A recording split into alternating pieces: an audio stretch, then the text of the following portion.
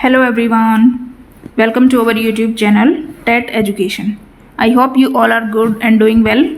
So आप लोगों की डिमांड पे ही आज की ये वीडियो मैं बना रही हूँ how to prepare for DSSB TGT natural science.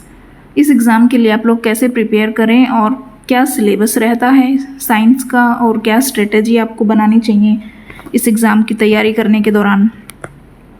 आज की वीडियो में हम यही डिस्कस करेंगे और सिलेबस भी हम डिस्कस करेंगे, कौन कौन से टॉपिक्स जो हैं आपको मेनली करने हैं। चलिए आज की वीडियो शुरू करते हैं। तो सबसे पहले अगर हम देखें DSSB TGT नेचुरल साइंस के लिए जो लास्ट टाइम एग्ज़ाम हुआ था 2021 में, उसमें जो है टोटली क्वेश्चन पेपर आपका 6th से लेकर 10th तक की NCERT से ही बनाया हुआ था, बिल्कुल लाइन टू लाइन। जिसने NCERT पढ़ी होगी उस टाइम पे उसने अच्छा स्कोर किया होगा।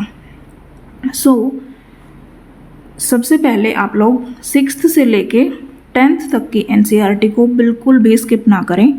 सबसे पहले वो अपनी NCERT को अच्छे से पढ़ें, थोरोली पढ़ें, चाहे तो अपने नोट्स बना लें। अगर आप लोग इस एग्ज़ाम के लिए तैयारी कर रहे हैं तो मैंने क्लास 6 की NCERT स्टार्ट कर रखी है, सीरीज़ अपनी स्टार्ट हो रखी है, आप वो वीडियोस देख सकते हो। साथ साथ उसके कुछ क्वेश्चंस भी हम लोग प्रैक्टिस करते हैं। ये बहुत ज़रूरी है, 6th से लेकर 10th तक की NCERT आप डेफिनेटली पढ़ें। 9th और 10th तो बिल्कुल मस्ट है, वो तो आपको बिल्कुल भी स्किप नहीं करनी, पूरी NCERT अच्छे से रीड करनी है। उसके बाद जो है आप लोग practice exercise questions of NCERT text books.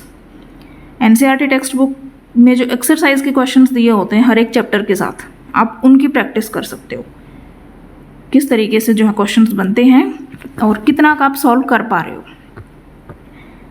चलिए नेक्स्ट, अब अगर हम बात करें, अगर आपको और प्रैक्टिस करनी है, बहुत सारे कैंडिडेट्स पूछते हैं कि मैम प्रैक्टिस के लिए कोई बुक सजेस्ट कर दीजिए या हम प्रैक्टिस कहाँ से करें क्वेश्चंस की। तो देखिए PYQs अवेलेबल हैं, आप उन PYQs को सॉल्व करो, प्रीवियस ईयर क्वेश्चन पेपर्स को सॉल्व करो, वहीं से आपकी प्रैक्टिस हो जाएगी। ज़्यादा प्रैक्टिस के लिए आप PYQs को प्रेफर कर सकते हो। बुक वगैरह NCERT से रिलायबल और कोई भी बुक नहीं है, या फिर आप लखमीर सिंह की एक बुक आती है फिज़िक्स के अलग से, केमिस्ट्री के अलग से, बायोलॉजी के अलग से, आप वो रीड कर सकते हो। तो ये तो हो गई बात 6th से लेकर 10th तक की। अब आगे 11th और 12th क्लास का भी पढ़ें या ना पढ़ें, ये भी बहुत सारे कैंडिडेट्स का डाउट होता है। आप लोग 11th और 12th का भी पढ़ के जाएं। वो आपको किस तरीके से पढ़ना है चलिए डिस्कस करते हैं। सबसे पहले हम बात कर लेते हैं फिज़िक्स की। देखो 9th और 10th क्लास में साइंस की बुक में 9th और 10th क्लास की में जो टॉपिक्स फिज़िक्स के दिए हुए हैं कौन कौन से हैं, मोशन का टॉपिक भी है, ग्रेविटेशन भी है, इलेक्ट्रिसिटी का भी चैप्टर है, थोड़ा बहुत फ्लूइड्स का भी डिस्कशन हुआ है उसमें, और वर्क एनर्जी एंड पावर, इनका भी डिस्कशन है। ये जो टॉपिक्स 9th और 10th में आते हैं, ये आप 11th और 12th लेवल तक के अच्छे से प्रिपेयर कर लो, ताकि आपका वो कॉन्सेप्ट पूरा क्लियर हो सके। डीप नॉलेज आप इन टॉपिक्स की अच्छे से ले लो। 9th और 10th में जो टॉपिक्स आते हैं, चाहे वो फिज़िक्स से रिलेटेड हो, चाहे केमिस्ट्री से रिलेटेड हो, या फिर बायोलॉजी से रिलेटेड हो, वो टॉपिक्स आप 12th लेवल तक के अच्छे से डीपली उनकी स्टडी कर लो, अपने कॉन्सेप्ट क्लियर कर लो। मेन टॉपिक्स आप फिज़िक्स के कौन कौन से कर सकते हो, ये मैंने सब यहाँ पे मेंशन कर दिए हैं। Motion, gravitation, electricity, fluids, electrostatics, optics में रे ऑप्टिक्स आ जाएगा, लेंस एंड मिरर के बारे में, उनका फॉर्मूला, और इनके बेस पे जो बेसिक बातें होती हैं, पावर और प्लस माइनस का साइन, वो सब आपको अच्छे से करना है। टोटल इंटरनल रिफ्लेक्शन, ये टॉपिक्स आप अच्छे से कर लीजिए। इसके बाद वर्क एनर्जी एंड पावर, ये भी बहुत इंपॉर्टेंट टॉपिक है, इसमें से भी बहुत से एक नंबर के क्वेश्चंस बनते हैं। Work energy and power, unit conversion आपको आना चाहिए, इन सब की यूनिट क्या है वो सब आपको अच्छे से रीड कर लेना है। ये टॉपिक्स आप अच्छे से कर सकते हो फिज़िक्स के 11th और 12th क्लास के। अच्छा, इसमें अब आपका डाउट अराइज होगा कि मैम बुक कौन सी सजेस्ट करें, बुक कौन सी प्रेफर करें हम लोग पढ़ने के लिए।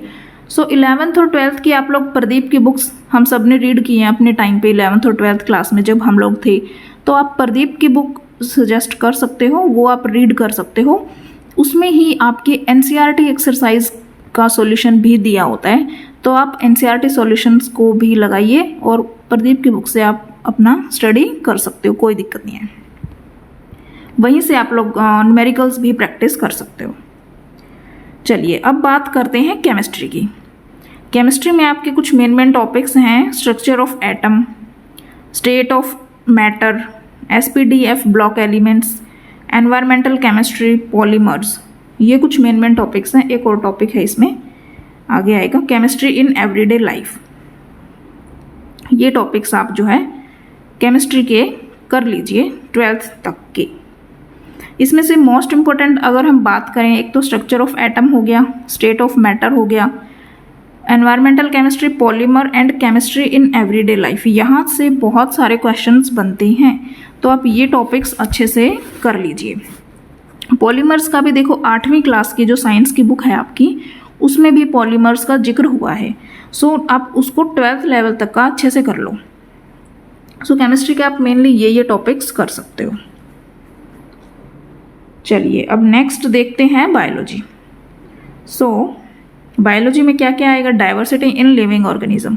ये आपका 9th क्लास की जो साइंस की बुक है उसमें एक चैप्टर है पूरा डाइवर्सिटी वाला, वो आप अच्छे से रीड कर लो। बायोटेक्नोलॉजी और उसके applications, ecology and environment, that is most important. यहाँ से भी बहुत सारे क्वेश्चंस बनते हैं इकोलॉजी एंड एनवायरनमेंट से। उसके बाद digestive system, respiratory system, circulatory, excretory, endocrine system भी मोस्ट इम्पोर्टेंट, इसको भी आप बिल्कुल अच्छे से कर लो। नर्वस सिस्टम भी मोस्ट इम्पोर्टेंट। ये सब टॉपिक्स आप अच्छे से कर लीजिए।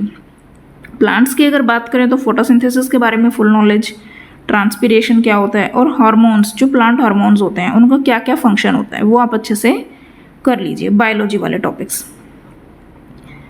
चलिए अब एक और डाउट अराइज होता है बहुत सारे बच्चों का कि हमारा बैकग्राउंड तो बायोलॉजी नहीं था, सो हम बायोलॉजी कैसे पढ़ें, या फिर हमारा बैकग्राउंड तो फिजिक्स नहीं था, बायोलॉजी अच्छे से आती है।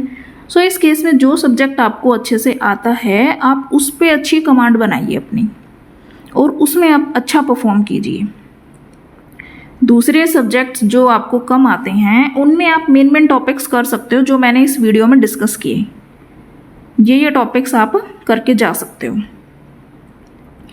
सो ये रहेगा कुछ आपका सिलेबस और स्ट्रेटजी। सिलेबस देखो, सिलेबस की अगर बात करें तो सिलेबस बहुत वास्ट है, सिलेबस कुछ भी पूछा जा सकता है। यहाँ पे मैंने स्ट्रेटजी डिस्कस की है, कुछ मेन टॉपिक्स डिस्कस किए हैं आपके। और 9th और 10th की बुक में जो टॉपिक्स दिए हुए हैं फिजिक्स से रिलेटेड, केमिस्ट्री से रिलेटेड या बायोलॉजी से रिलेटेड, वो आप 12th लेवल तक के अच्छे से डीपली उनकी स्टडी कर लो। सो इस तरीके से आपकी जो है DSSB TGT नेचुरल साइंस की तैयारी हो जाएगी अच्छे से। 100 क्वेश्चंस आएंगे, 100 मार्क्स के ही। सो थोड़ा थोड़ा पोर्शन डिवाइड कर लो तीनों में ही, एक इकोलॉजी के अलग से क्वेश्चंस बनते हैं। सो इस तरीके से आप लोग तैयारी कर सकते हो। और अगर आपका अब भी कोई डाउट रहता है तो आप लोग कमेंट सेक्शन में पूछ सकते हो, या फिर आप मेरे टेलीग्राम ग्रुप पे भी जुड़ सकते हो, उसका लिंक नीचे डिस्क्रिप्शन बॉक्स में आपको मिल जाएगा। और क्लास 6 की NCERT की सीरीज़ भी मैंने चला रखी है, आप वो ज्वाइन कर सकते हो। उसके क्वेश्चंस भी प्रैक्टिस करते हैं और चैप्टर भी हम थोरोली उसमें डिस्कस करते हैं।